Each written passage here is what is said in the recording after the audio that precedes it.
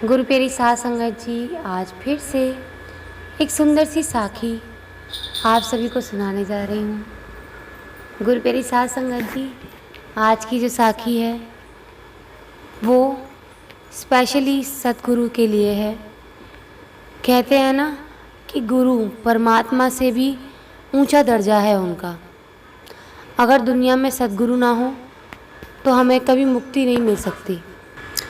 तो गुरु प्यारी साध संगत जी, हम एक बार गुरु की शरण में चले जाते हैं तो कई लोग होते हैं कि हमेशा गुरु की शरण में ही रहते हैं और हमेशा गुरु की कई बातों को मानते भी हैं, कभी भी उनकी बातों से उनकी इच्छा के विरुद्ध कोई काम नहीं करते। तो गुरु प्यारी साध संगत जी, उनकी मुक्ति निश्चित है। लेकिन जो इंसान गुरु बना ले उसके बाद उनकी कई बातों का अनुसरण ना करें या फिर बीच रास्ते में गुरु का साथ छोड़ देते हैं तो वो भटक जाते हैं। जिस तरह से एक छोटा बच्चा ज़बरदस्ती माँ बाप से जब चलने लग जाता है और हाथ छुड़ाकर भागता है और कई बार गिरता है, पड़ता है, तो गुरु प्यारी साध संगत जी, वो गिरना पड़ना हमारे जीवन में लगा रहता है जब हम अपने गुरु से छूट जाते हैं। आज की साखी कुछ ऐसी ही है। ये कहानी है एक गुरु की और उनके एक शिष्य की। गुरु ने अपने आश्रम में कई बच्चों को जगह दी होती है। उनके खुद के कोई संतान नहीं होती। वो अपने सारे शिष्यों से बच्चों की तरह प्यार करते हैं। लेकिन एक शिष्य ऐसा होता है जो गुरु का बड़ा ख्याल रखता है। गुरु के उठने से लेके रात को सोने तक का हर चीज़ का वो ध्यान रखता है, उनकी बड़ी सेवा करता है, जैसे उनका खुद का वो अंश हो, उनका खुद का वो वंश हो। बिल्कुल ऐसे ही सेवा किया करता था जैसे कि वो गुरु उसके माँ बाप हों। और करना भी चाहिए, क्योंकि गुरु माँ बाप से बढ़कर होते हैं, परमात्मा से बढ़कर होते हैं। धीरे धीरे धीरे धीरे ऐसे ही सेवा करते करते, गुरु का ध्यान रखते रखते वो गुरु के दिल में बस गया। क्योंकि गुरु को भी कहीं ना कहीं संतान की इच्छा थी, लेकिन उनके कोई संतान नहीं थी। जब उसको इस तरह से करते हुए देखते हैं तो गुरु का एक मोह उस बच्चे से बन जाता है। तो गुरु प्यारी साध संगत जी, गुरु का मोह उस बच्चे से दिन ब दिन गहरा होता चला जाता है। क्योंकि बाकी जो शिष्य होते हैं वो अपने गुरु को एक गुरु की तरह ही ट्रीट करते हैं कि गुरु ने हमें जो सिखाया उस सीख को अपने पल्ले बांधकर सो गए। लेकिन वो हमेशा शिष्यों से बढ़कर काम किया करता था। अपने गुरु के खाने का, पीने का, सोने का, उठने का, बैठने का, हर चीज़ का ध्यान रखता था। धीरे धीरे शिष्य बड़ा होता चला गया। अब जैसे जैसे वो बड़ा होता चला गया तो गुरु प्यारी साध संगत जी, कुछ ना कुछ उसके अंदर बदलाव आने लगे। बड़ा होने लगा। बड़े होने के साथ साथ जैसे वो पहले लगता था कि वो कभी भी अपने गुरु को छोड़ के नहीं जाएगा, एक उसके अंदर एक अजीब सा बदलाव गुरु ने देखना शुरू किया। उसका ध्यान अब गुरु से थोड़ा सा हट के बाहर की दुनिया में ज़्यादा लगने लगा। शिष्य जवान होने लगा। अब आश्रम में आने वाले बाकी के लोगों को देखता, बाकी के जोड़ीदारों को देखता, तो उन जोड़ियों को देख के उसके मन में इच्छा जागी कि क्यों ना मेरी भी एक जोड़ी हो, मेरा भी जोड़ीदार हो, मेरी भी पत्नी हो, मेरा भी परिवार हो और मेरे भी इस तरह से प्यारे प्यारे बच्चे हों। क्योंकि वात्सल्य भाव जब उसके खुद के अंदर था अपने गुरु के लिए, तो वो खुद सोचने लगा कि मेरा भी परिवार हो जिसमें मेरी पत्नी और मेरे बच्चे हों। जिस तरह से मैं अपने गुरु की सेवा करता हूँ, बुढ़ापे में कोई मेरी भी सेवा करे। जब ये ध्यान उसके मन में आने लगा तो ना जाने क्यों उसका ध्यान अपने गुरु के चरणों से हटने लगा। एक दिन उसने अपने गुरु से कहा कि गुरुदेव, मुझे अपना परिवार बसाना है। मुझे कहीं ना कहीं लगता है कि मैं अकेला ही मर जाऊंगा। आपके लिए तो शायद मैं हूँ, मैं आपकी सेवा कर दूंगा, पर मेरे लिए कौन होगा जो मेरी सेवा करेगा मरते दम। तो उसके गुरु ने कहा, कोई बात नहीं बेटा, तुम क्या चाहते हो, तुम जो चाहोगे वही होगा। तो गुरुदेव ने कहा, उस गुरुदेव को शिष्य ने कहा कि गुरुदेव, मेरा मन है कि मैं शादी करूं। गुरुदेव ने कहा, ठीक है, तुम अपनी शादी करो, किसी अच्छी सी लड़की से देखकर मैं तुम्हारी शादी कर दूंगा, लेकिन बेटा मुझे भूल मत जाना, क्योंकि तुझसे मुझे ऐसा लगाव हो गया जैसे तू मेरी औलाद है। तू तो शादी कर लेगा, तेरा घर बस जाएगा, तेरे लिए एक संतान भी मिल जाएगी और वो तेरी सेवा भी करेगी, लेकिन तेरे बाद मेरा कोई नहीं है, तू मेरा साथ ना छोड़ना।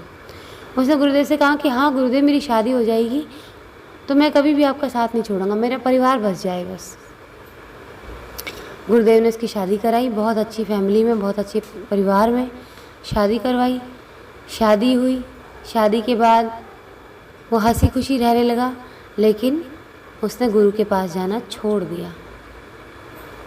अब वो गुरु के पास बिल्कुल नहीं जाता था। गुरुदेव उसकी आस में रहते कि वो कभी तो मेरे पास आएगा, अब तो शादी को भी बहुत दिन हो गए हैं, अब तो मेरे पास आएगा, लेकिन वो अपने गुरुदेव के पास वापस ना गया। उसको बच्चा हो गया। बच्चा होने के बाद उसके घर में जिम्मेदारियां बढ़ी। जिम्मेदारियां बढ़ने के साथ साथ उसने काम करना शुरू किया। काम करता रहा, बहुत मेहनत करता रहा, इस बीच में अपने गुरु को भूल ही गया। अपनी जिम्मेदारियां निभाता रहा, अपने घर को चलाता रहा, बहुत बड़ा धनवान इंसान बन गया, क्योंकि गुरु ने जो कहा था कि तुझे एक बहुत अच्छा परिवार मिलेगा, तुझे सब कुछ मिलेगा जो तू चाहता है, और गुरु का आशीर्वाद कभी खाली नहीं जाता। लेकिन इस बीच उसने गुरु का आशीर्वाद लेके गुरु को ही बिल्कुल छोड़ दिया, गुरु का साथ छोड़ दिया। अब तो गुरु बीमार रहने लगे, उसकी याद में अंदर से तड़पने लगे कि वो मुझसे मिलने नहीं आया। इधर वो दिन ब दिन तरक्की करने लगा, बहुत बड़ा सेठ हो गया, उसका बेटा जवान हो गया। तो गुरु प्यारी साध संगत जी, बेटा जवान हुआ, लेकिन जवान होने के साथ साथ वो बुरे कर्मों में पड़ गया। बुरे कर्मों में पड़ने के कारण उस सेठ को चिंता होने लगी कि अगर ये बुरे कर्मों में पड़ गया तो मेरी तो बुढ़ापे की लाठी है वो टूट जाएगी, ये अगर गलत रास्ते पर चला गया तो ये मेरी सेवा नहीं करेगा और मैं फिर से अकेला हो जाऊंगा। इस डर के कारण वो सेठ बीमार रहने लगा। अपने बच्चे को खूब समझाता, लेकिन उस बच्चे को समझ ना आता, क्योंकि इकलौता होने के कारण, खूब पैसा होने के कारण वो बिगड़ने लगा। उसके ऊपर उसके माँ बाप का कंट्रोल खो गया और इसी चिंता में सेठ और ज़्यादा बीमार रहने लगा। इतना बीमार रहने लगा कि उसने चारपाई पकड़ ली, अब तो उससे चला भी नहीं जाता। एक दिन उसकी बीवी ने उसका इतना बुरा हाल देखा कि सेठ अब पानी तक नहीं पी पा रहा है, उसके मुंह में पानी नहीं जा रहा है। वो घबरा गई, बहुत सारे वैद्यों को, डॉक्टर्स को दिखाया, लेकिन उसको सही न कर पाए। तो सेठ चारपाई पर पड़ा पड़ा रोता रहता। सेठ को याद आया कि मेरी इस दशा का कारण खुद मैं हूँ। उसके सपने में उसके गुरु आए और गुरुदेव रोने लगे कि बेटा तू मुझे छोड़कर चला गया, तेरी याद में मैं बिल्कुल अकेला पड़ गया हूँ और ऐसा लगता है अब तो सांस भी लेना दूभर हो रहा है। ये देखते देखते, ये सोचते सोचते, क्योंकि उस सपने में वो अपने गुरुदेव को देख रहा था और लगातार उनसे बात चल रही थी, ये देखते देखते उसकी आंखों से आंसू निकले और बड़ी ज़ोर से चीख निकली सपने में, गुरुदेव। इतना सुनते ही पत्नी भागी चली आई और हैरान हो गई कि जिस पति ने इतने दिनों में कुछ नहीं बोला और एकदम से गुरुदेव बोला है, जिसे डॉक्टर्स की दवाइयाँ नहीं बुला पाई, उन्हें गुरुदेव बुला पाए। उसको याद आया कि इन्होंने अपने गुरुदेव को आधे रास्ते में छोड़ दिया था। वो भागी भागी अपने गुरुदेव के पास अपने पति को लेकर गई। गुरुदेव के आश्रम में जाते ही जैसे ही चौखट पर पैर रखवाया गया तो उसकी तबीयत में सुधार होने लगा। अब जैसे ही उसको गुरुदेव के पास लेके गए तो गुरु प्यारी साध संगत जी उसके हाथ पांव हिलने लगे। उसने जाकर देखा कि उसके गुरुदेव चारपाई पर पड़े हुए हैं, उनका खाना पीना छूट गया है और उनका बोल भी बंद हो गया है और बस वो रोते रहते हैं। उनके पास ले जाकर सेठ जी को उनके पैरों में लिटा दिया गया। अपने गुरु के एहसास को देख के उसके हाथों में ना जाने कहाँ से जान आई। उसने गुरु के पैरों को छुआ और उनसे माफ़ी मांगी कि हे गुरुदेव, मुझसे गलती हो गई, मैंने आपका साथ छोड़ा और मेरी औलाद ने साथ छोड़ दिया। मैं स्वार्थी हो गया था, मैंने जैसा आपके साथ किया वैसा ही मेरे साथ हुआ। मैंने आपका साथ छोड़ दिया, इसीलिए मुझे ये दिन देखना पड़ा। आपने मुझे मेरी औलाद माना, लेकिन मैंने पूरी तरह से आपको अपने माँ बाप नहीं माना। आधे रास्ते में अपने स्वार्थ के लिए आपको छोड़कर चला गया। सिर्फ आधे रास्ते में आपको माँ बाप माना और जब मुझे मेरे रास्ते दिख गए तो मैंने आपको छोड़ दिया। ये मुझसे बहुत बड़ी भूल हुई। अब मुझे मुक्ति चाहिए। मैं बहुत तंग हो गया हूँ। मैं शायद फिर से उस दुनिया में वापस जाके फिर से पहले जैसा हो जाऊँगा। अब आपके चरणों को छोड़कर कहीं नहीं जाना चाहता।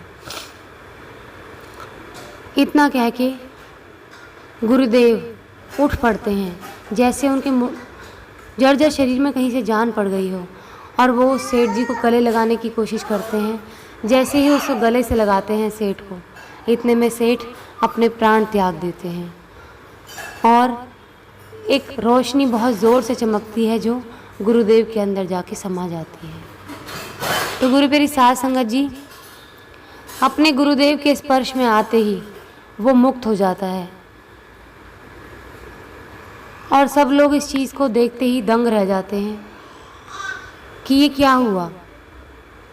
तो गुरु प्यारी साध संगत जी,